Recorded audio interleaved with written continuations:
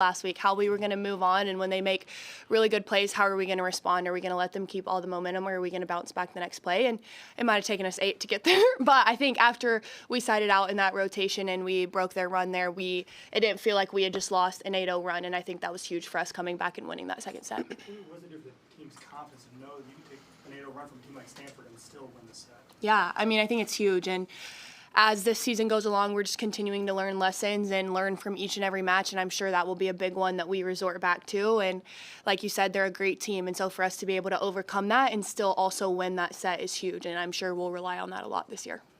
From the outside, it kind of looked like you guys controlled the whole game. It was pretty dominant. Did it feel that dominant while you were on the floor? Yeah, it did, the whole game. I mean, Jalen gave us a great game plan, and it was pretty spot on, and so we were very, very prepared. And I think we all did a really good job of sticking to that, and we knew what we needed to do to win. And I think as a whole, every single person did their job. And so we did control that match, and it was because how good our game plan was and how detailed and attention detailed we were throughout that entire match. What were some of the specific things to Stanford that you needed to do to win that matchup? Yeah, I mean, certain things about how we were going to defend each player. I won't give those secrets away, though, but we knew that their outsides score a lot of points, and so slowing down their outsides was a really, really big thing for us. And we also knew that they serve really, really aggressively, and so A, we wanted to do that to them, but also B, we wanted to side out really quickly because, like, we clearly know they can go on runs, and that's normally what they do to teams. So for us, it was siding out quickly, but also putting the same service pressure on them that they see in their gym every single day. Andy, how would you evaluate the blocking effort tonight? I mean, I would say pretty good. I think that overall as a team, we blocked really, really well, and not even like stuff blocks in a sense, but more just touches. I think like one of our things was just go out early and touch a lot of balls and like get on their attackers early, because as an attacker, it's very defeating having someone touch a lot of your attacks, and so we knew that if we went out early and we could slow them down early, then it would really slow down their offense. So I think overall as a group, just an amazing job and an amazing effort block-wise. In a match like this, with a lot of momentum going, I mean, that 8-0 run and then a lot of your guys' momentum, how much does like the whole momentum thing in the crowd play into a win like this? Yeah, it's huge. I mean, Devaney's been awesome this entire year, and they've been really, really into it and really loud when they need them, when we need them to be loud. So I mean, I give a ton of credit to Devaney and the crowd, like you said, but I mean, at the end of the day, volleyball is a game of momentum, and it's how fast can you regain it. And so it's great for us to play these big matches at home, but it'll be a good test for us on Sunday to see if we can do it in an environment where we don't have the crowd and we don't have the momentum. So I think it'll be a good test for us. But, I mean, volleyball is a game of mistakes and momentum, so it's huge. Bergen talked about heading into the week, kind of feels like a Final Four week. What do you think you guys proved tonight? I mean, that we're a Final Four team. I think, like we said, that we're just learning each and every match, and I think for us it was like we can go out there, we can stick to a game plan, and we can execute. And so for us, I mean, I'm sure this will be a huge confidence boost, but I mean, we have another Final Four match on Sunday, so we also can't get cocky and let it get to our head and think we're just going to walk into Louisville and roll them. So it'll be back to work tomorrow and figure out what we have to do to beat Louisville. And with that Louisville match, it's going to be the same crowd environment, but reverse. It'll be against you. Mm-hmm. Big challenger, kind of for the both of you. How do you play through those instances where you've got a large crowd going, instead of going for you, going against you? I think Louisville is a very good team, and they're gonna test us not only volleyball wise, but I think our team culture. And like you said, obviously we're gonna go there and not have the momentum in our favor in a sense. So it'll be a really good test for our team to come together, because when you're in those big environments and you don't have the fan base, it really just tests your team and how well you can lean on each other and just come together, because you're not going to have the Bob with 8,000 people cheering you on. Andy, you mentioned the block touches, but you guys probably didn't envision holding Stanford at 100 hitting percentage. No, we did. It was our goal. I'm sorry, it was our goal. Like, it's an incredible number, and like we train really, really hard, and so, I mean, that's what we trained to do. That was the goal. Was that the number that you guys set out, like before the match? What is the exact number? I don't know. We have a goal that's pretty low that we try to keep everyone to. So like she said, like that's what we prepare to do, and every single day in practice, like that is our goal. So to be able to go out there and execute it, especially against a really good team and a great offensive team, is huge. But like she said, that's what we strive for every day. Are tonight. You had 2 set-point kills tonight. What's the feeling like going out and ending a game here in the Devaney Center? Yeah, it's huge. I mean, nothing beats it, and the crowd goes wild no matter who it is. And so it's awesome. But I think what's making this team so special is every single attacker, and I'd throw Bergen in there as well, can do that on set point. And I think that's what's making us such a good team and so hard to defend is each and every night, like all of the kills are within 1 or 2. And it's not one person having 27 kills a night and you have to stop them to win. I think that's what's making this team so special is we're so balanced, and Bergen's doing a really good job spreading it out. And that also has to give a lot of credit to the passers, because if we don't pass, it's a lot of an outside game. So I think as a unit, we're passing well, Bergen's distributing the offense, and attackers are doing what they're supposed to do. So it is making us very hard to defend. But like I said, any of us could do that, and it's a great feeling for sure. A couple more for the players. You talk about Bergen's distribution. What is it like seeing her go up there and swing on one? It's so fun. I mean, we get to see her hit a lot. You guys don't, but we get to see her hit almost every single day. So I'm sure it's a little more exciting for you guys. But like I said, I would throw her in the mix of attackers. So, I mean, she can do that just as well as most of us. So Yeah, she's good. Andy, you had a chance to talk to your coach, your club coach here this week too. Yeah. How much did that put you in the right headspace and kind of put you in a good spot? So Trisha Kroll, she's here. She was my club director in Colorado, and she actually surprised me at Huddle last night, so we went and did an interview together, and I think it was super helpful. We went to breakfast this morning. I just got a life debrief with her, and I think just all the wisdom that she has to offer is huge, and she's a huge reason for the mental toughness that I have, and she's helped me a lot with not only the volleyball side of things, but with my mental side of things, like from a volleyball perspective, because I would argue that like volleyball is 80% mental, and so I just have to give all the credit to her, because without her, I wouldn't be the player that I am or the person that I am. And so getting to talk to her this morning, it was just so relieving. It makes you feel so free and confident, and she just has so much wisdom, so I would say she played a huge role in it. All right, thank you, everyone. thank you.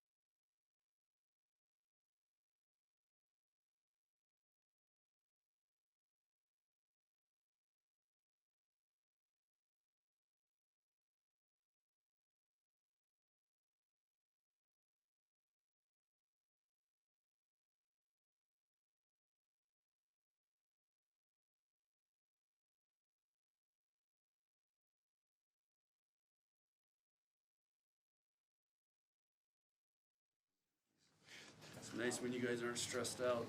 59 minutes. I'll make it quick. Oh no, we got all the time in the world. I thought the Huskers came out and played great tonight. The crowd was really electric tonight, and I think when we made a couple of those defensive plays in the crowd, Harper ran in the scorers table. I just think it just went through the roof, and we just feel the energy, and I just thought our team just came out attacking and attacked all 3 games and really wore them down, in game 3, and so it's a great effort on our side, and we'll take it. Merritt and Andy said it felt, as dominant on the floor as it looked. I mean, did the team feel pretty confident throughout the match from what you saw? I mean, we've been really working hard on the mindset. It's just next point, win the next point, and I think they just stayed really focused on that. And we got that bad run in game 2, and they were able to come back and actually, we came back, got it close, and then got a point ahead, and I think that was a huge momentum shift to win that game. I think we had a ton of confidence after that, because that game got away from us with Ruben served. It was really tough, and she just made a big run on us. So, and then she really didn't hurt us the rest of the night. So, again, like I said, it's great next point mentality by our team tonight. Can you remember many instances where you give up an 8-0 run, it's still in the set? No. Is that what it was? An 8-0? Are you kidding me? Yeah. Do you feel like you learn a lot more from your team when they bounce back from an 8-0 run like that? I didn't realize it was 8-0. I mean, when you're sitting there, you're just please side out. I didn't realize that, but we had a little lead. We start that. So, but again, I think that's credit to them. It didn't tank them. They didn't start getting frustrated. They just stayed with it point by point, and we made adjustments on her. And like I said, I don't think she had another point. Maybe I don't think she scored another point the rest of the match after that. Maybe one, but again, that's credit to our team. Do you feel like your serving really made them a little more outside hitter dependent early on, especially? Yeah, we were. Troy came up to me afterward and he says, "I'm an amateur, but it looked like you guys were serving really tough tonight." And we came out serving tough. And everybody talks about how tough Stanford serves. So I think for our team, we wanted to say, "Hey, we're a good serving team too," and we did a really nice job with it. I think got them on their heels a little bit, and but they got some really nice players that are very talented. John, this isn't just another win. This is handing their first loss of the season against the number 2 team in the country. What does it say for your group at this point in the season? Yeah, I don't know yet. I just and you're always looking for matches to help you believe and to see how they can play.